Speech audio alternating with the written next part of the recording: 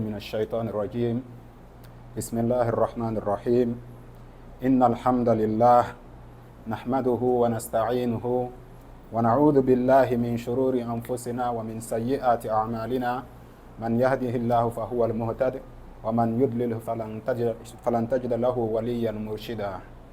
نشهد أن لا إله إلا الله وحده لا شريك له ونشهد أن محمدا عبده ورسوله صلوات ربنا عليه وعلى آله وأصحابه ولمن تبعهم بإحسان إلا يوم الدين. وبعد، عباد الله، أوصيكم ونفسي بتقوى الله، فقد جاء في كتاب الله التنزيل بعد أعوذ بالله من الشيطان الرجيم. يا أيها الناس اتقوا ربكم الذي خلقكم من نفس واحدة وخلق منها زوجها وبث منهما رجالا كثيرا ونساء واتقوا الله الذي تساءلون به والأرحام إن الله كان عليكم رقيبا. يا أيها الذين آمنوا اتقوا الله حق تقاته ولا تموتن إلا وأنتم مسلمون. يا أيها الذين آمنوا اتقوا الله وقولوا قولا سديدا يصلح لكم أعمالكم ويغفر لكم ذنوبكم ومن يطع الله ورسوله فقد فاز فوزا عظيما. Caros irmãos e irmãs, ela era chamada pelo profeta alaihi salatu wassalam de Dhatun Nitaqain. Foi a primeira mulher depois da Hijra em Medina a dar nascimento a um bebê. Mas mais do que isso, foi uma das primeiras escribas do profeta alaihi salatu wassalam. Ela era das escribas do profeta alaihi salatu wassalam em Meca e era uma das escribas do mushaf oficial do profeta alaihi salatu wassalam. É importante batermos nesse teclado. O profeta tinha um mushaf que era o dele, oficial na casa dele. E uma das primeiras pessoas que escreveu esse mushaf e que manteve a escritura desse mushaf durante toda a presença, toda a vida do profeta alaihi salatu wassalam em Meca, essa pessoa, da qual a gente vai tentar falar um pouquinho hoje, fazia parte. Mas, infelizmente, por questões ideológicas, lógicas etnicistas e também pela sua coragem e a sua dignidade, é uma das personagens do Islã cuja história é mais apagada. Sim, em qualquer dos lados, seja aqueles que eram opositores do governo Umayyad, seja aqueles que eram partidários, ou mesmo seja aqueles que vieram depois, sempre se tentou apagar a história dessa mulher. Estou falando de uma mulher, e se trata de Asma bint Abi Bakr. Asma, a filha de Abu Bakr. Asma, a irmã de Aisha. Asma, a mãe do filho de Aisha, radiallahu anha, a mãe de um filho, vamos dizer, adotivo do profeta Muhammad sallallahu alaihi wasallam. Asma, a mulher a quem o profeta alaihi sallam dava presença. O profeta alaihi sallam, inclusive, quando encontrava ela no caminho andando a pé, não importa com quem ela estava andando, o profeta oferecia a ela carona. Sempre para mostrar o destaque que ela tem e a importância que ela tem para nós muçulmanos.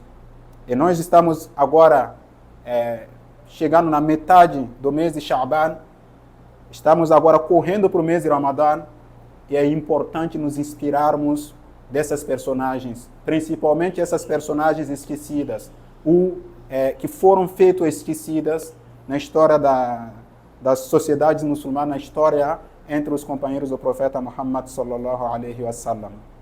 Asma teve esse apelido que o profeta alaihi salatu wasallam deu para ela, de Dhatun Nitaqain, por um motivo simples. Significava simplesmente a mulher ou a pessoa das duas cintas. Por que ela era a pessoa das duas cintas? Se a gente muitas vezes vamos cantar glória, vamos cantar coragem, vamos homenagear a coragem dos sahabas, muitas vezes escutamos falar de Ali ibn Abi Talib, e isso é verdade. Às vezes escutamos falar de Omar ibn Khattab, isso também é verdade.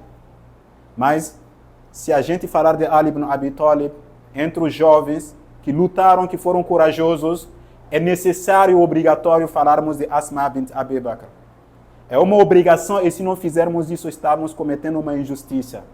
Porque se Ali ibn Abi Talib ficou no lugar do profeta alaihi salatu wassalam para devolver os depósitos que deixaram com o profeta alaihi salatu wassalam, e colocando a vida dele em risco, porque a casa do profeta ﷺ era cercado e estavam tentando matar o profeta ﷺ. Quando entraram na casa, viram a Ali bin Abi Talib.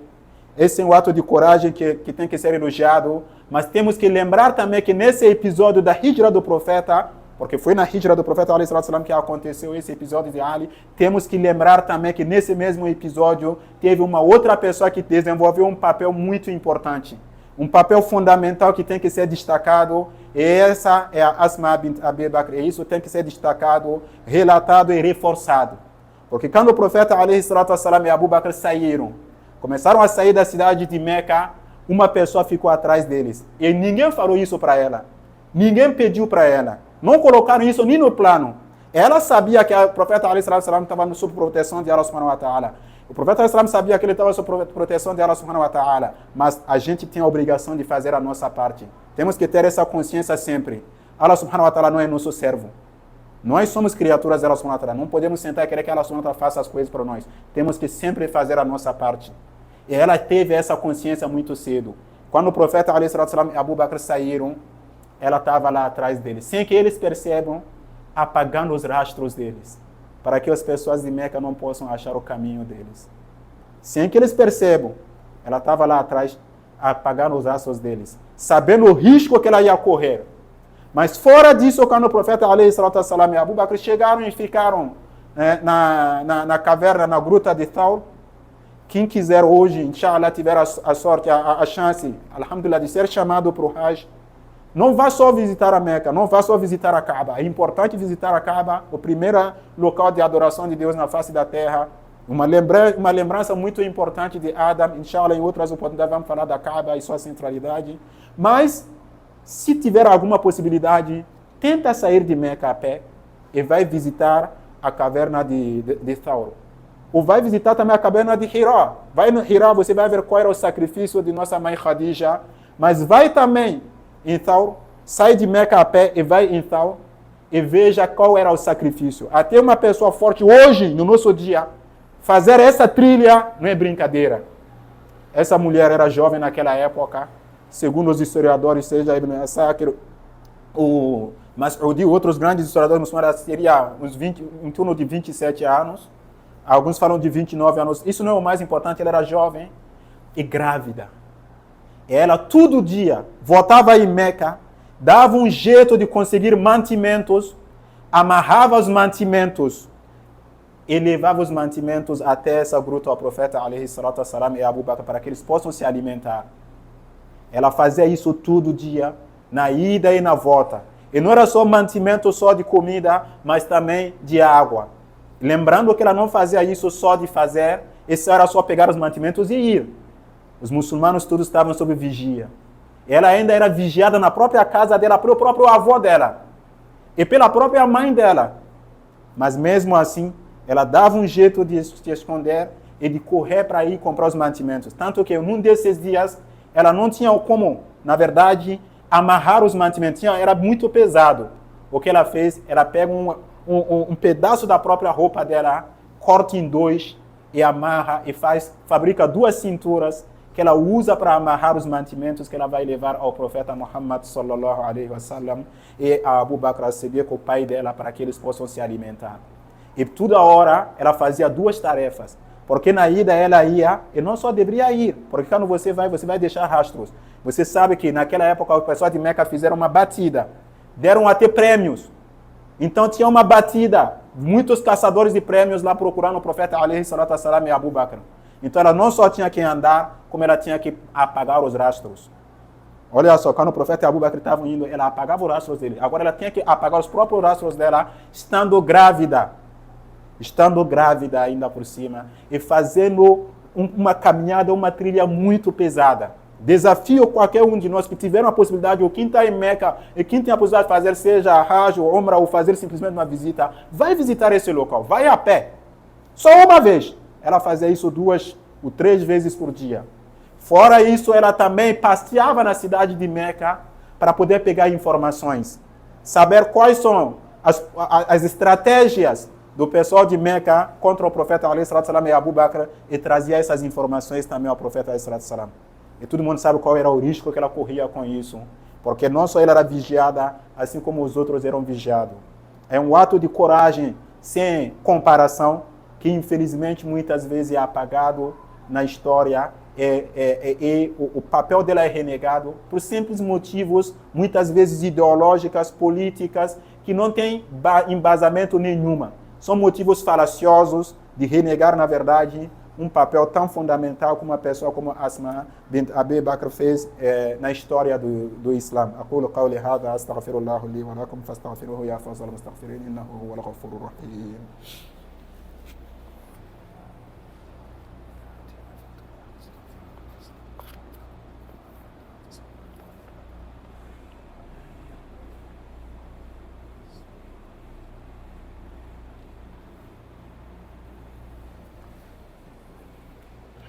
بسم الله والحمد لله والصلاة والسلام على رسول الكريم وعلى آله وأصحابه ولمن تبعهم بإحسان إلا يوم الدين. E assim aconteceu a hijra do profeta Muhammad sallallahu alaihi wasallam para Medina. Prestem atenção que essa moça era jovem, sozinha lá na cidade. Ela teve que sair também, se organizar para seguir depois o profeta alaihi salatu wasallam e seus companheiros em Medina. E ela, Allah subhanahu wa ta'ala, grávida, ela vai andar centenas de quilômetros grávidas, escondida, para chegar até Medina. E Allah subhanahu wa ta'ala vai agraciar ela quando chegar em Medina de ser a primeira mãe. Ela vai ter um filho, Abdullah bin Zubair, que vai ser a primeira criança a nascer entre os muçulmanos que imigraram de Meca. Isso parece que não é uma coisa importante, mas isso foi fundamental. E Allah subhanahu wa ta'ala, na verdade, permitiu que ela sirva de sabab para tranquilizar o coração daqueles que ainda tinham dúvida em relação à fé. Que muitos sim seguiram o profeta alaihi salatu wassalam em Medina. Muitos também sim aceitaram a mensagem do profeta alaihi salatu wassalam em Medina. Mas muitos ainda tinham medo, tinham dúvidas. Por quê? Da mesma maneira que os faraín da nossa era, os firaúns da nossa era, fazem, assustando as pessoas com ameaças e falácias, se fazia também ameaças e falácias a quem aceitava a mensagem do profeta Muhammad. E uma das ameaças que se fazia às mulheres, você vai se tornar estéril. Porque diziam que tinha divindade deles aí, que eles iam invocar contra essas mulheres para que elas não possam ter filhos. E que nenhuma das mulheres muhajirin iam conseguir, entre os muhajirin, ia conseguir ter filho. E que os muçulmanos não iam ter. Então, isso era uma ameaça muito pesada. E muitas tinham medo disso não acontecer. E querendo ou não, algumas pessoas que muitos eram tinham se reconhecido muçulmanos de forma recente. E claro que essas pessoas, coisas mexem com as pessoas. Não tinham o coração totalmente fechado. E quando Asma vai dar luz a Abdullah bin Zubair, ao filho dele, Abdullah bin Zubair, aí sim o coração de todo mundo se tranquilizou e se alegrou. E Aisha radiallahu anha, esposa do profeta alaihi salatu wassalam, vai pedir ao profeta alaihi salatu wassalam que Abdullah seja o filho adotivo dela. E o profeta alaihi salatu wassalam aceitou. E assim Asma, ela não foi só cunhada do profeta alaihi salatu wassalam, ela foi mãe também de um filho do profeta alaihi salatu wassalam, sem estar casada, e também companheira do profeta alaihi salatu wassalam. E Abdullah bin Zubair falava uma coisa da mãe dela que é importante a gente guardar na nossa mente. Abdullah bin Zubair é um personagem interessante, que a gente pode até falar, ele cresceu junto com os netos do profeta mais tarde, tanto que ele se ligou de amizade com Hussein. O neto do profeta Hussein, ele se ligou de amizade e eram os melhores amigos, diziam que eram os dois melhores amigos entre os jovens de Medina.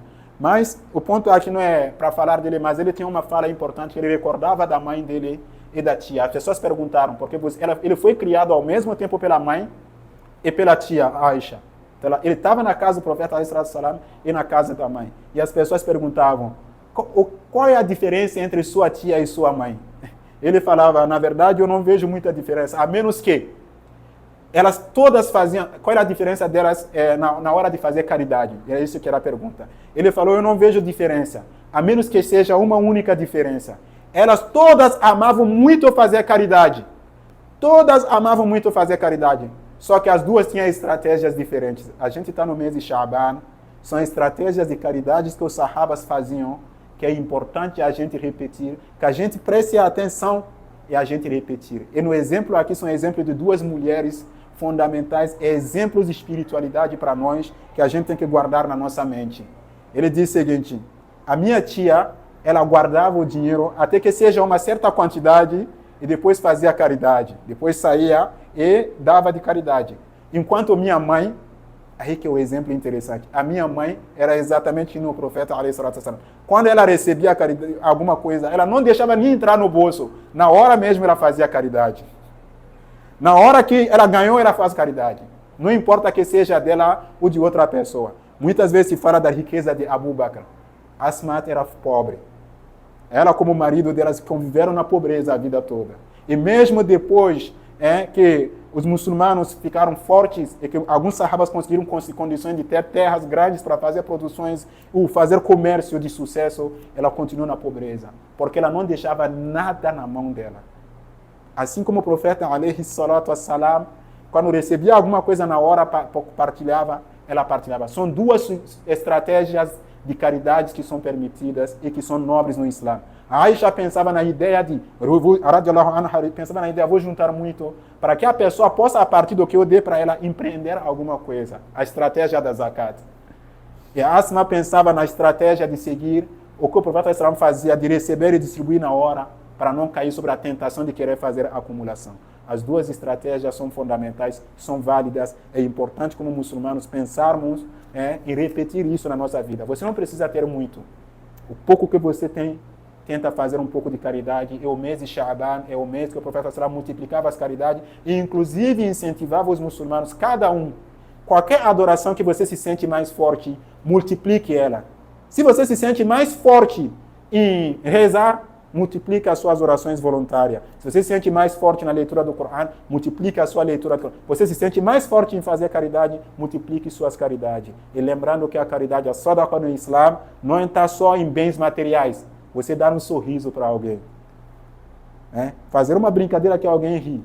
O sorrir para alguém, para o seu irmão. Dar o salam para o seu irmão em primeiro lugar. Ajudar uma pessoa a carregar seu peso.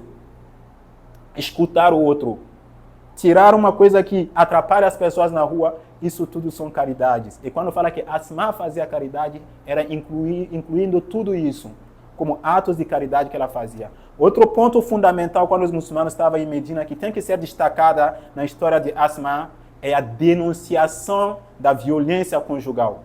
Sim, é importante falarmos disso, porque muitas vezes escondemos esses fatos, mas na época do profeta, alaihi salatu wassalam, as mulheres não tinham medo de falar e de denunciar. Ela foi denunciar até o próprio marido dela, quando teve um ato de violência a respeito dela.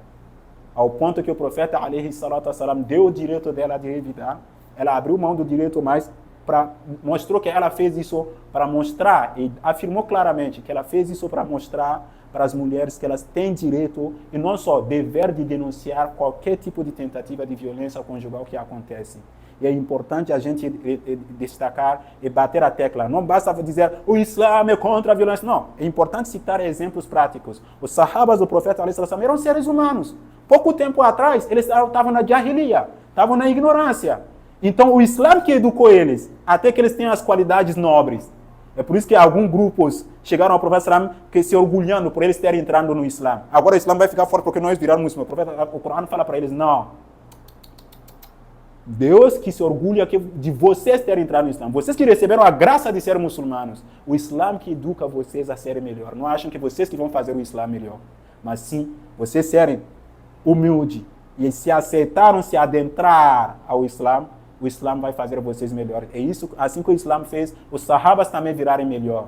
E assim também as sahabiyas fizeram o seu papel nesse ponto. Não importa que era o marido dela, na hora que tinha que falar a verdade, na hora que tinha que ser firme e afirmar o que é correto, ela fez isso. Um ponto até que eu esqueci de falar na história da gravidez dela, quando ela estava levando os alimentos ao profeta alaihi salam e seu sahaba, Abu Jahl, um dos mais temidos combatentes contra os muçulmanos, um dos mais temidos kufares da época, encontra ela. Então pegaram ela e vão torturar ela, grávida. E Abu Jahl vai dar uma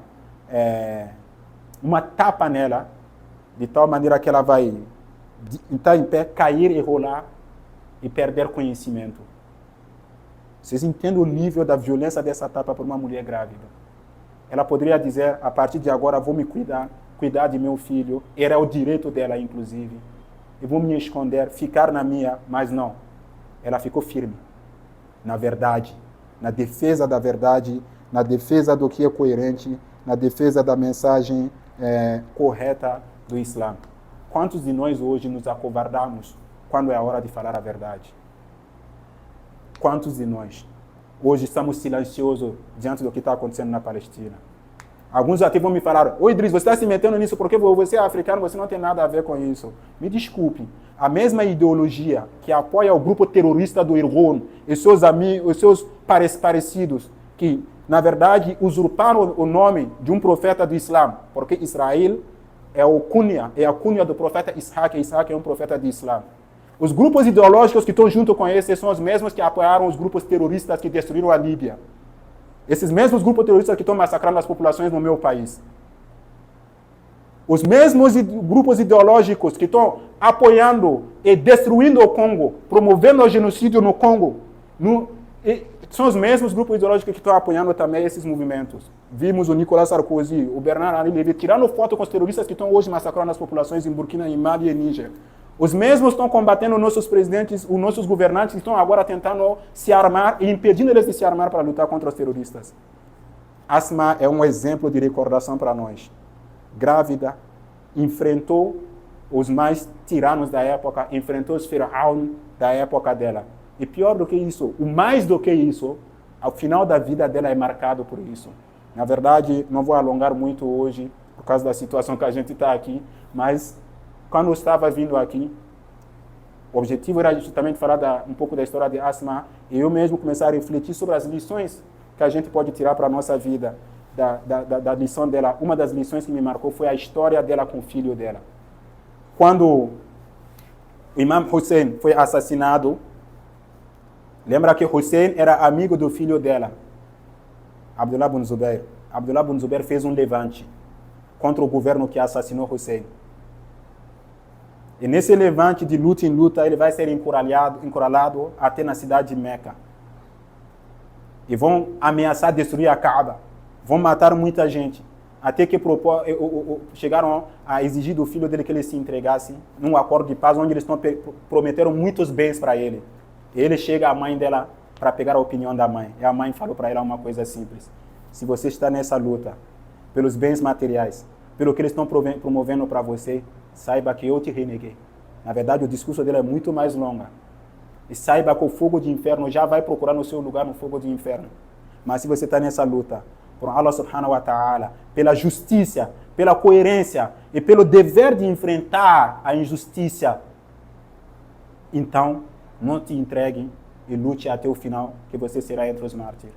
E assim o filho entendeu e foi fazer a luta até o final. Ela soube da morte do filho e da mutilação do corpo do filho.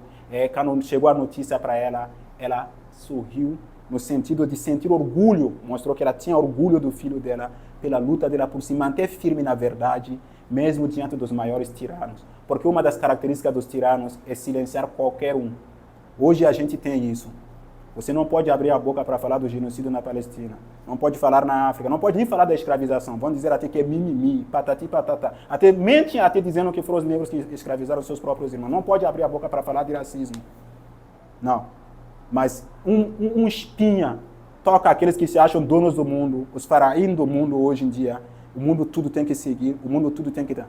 Até uma presidente do Comitê de Organização dos Jogos Olímpicos foi demitida. Presidente de uma universidade americana, a primeira negra presidente, foi demitida só porque ela nem denunciou, só falou. Até gente da ONU são demitidos. E agora, está tendo agora há pouco uma polêmica sobre um presidente do Brasil. Lembrando que o Brasil foi o país que propôs a criação do Estado de Israel, que permitiu a esse grupo terrorista do Irgun se acaparar injustamente desse nome. Mas mesmo assim estão insultando até o presidente do Brasil e comparando em macaco, fazendo racismo. Os mesmos, e a gente não deve esquecer, os mesmos que apoiaram o apartheid na África do Sul, não devemos esquecer. Procura a história dos Boer. Procurem saber quais são os dois únicos países que consideraram Nelson Mandela terrorista, mesmo quando ele ganhou a eleição na África do Sul. Então, esses não têm legitimidade nenhuma para chamar ninguém de terrorista nem de nada. E o crime deles tem que ser denunciado da mesma maneira que Asma ficou firme, justa e coerente quando tinha uma injustiça na frente dela. Que Allah subhanahu wa ta'ala nos inspire, não só a qualidade de caridade da Asma, a fé dela, a firmeza dela na justiça.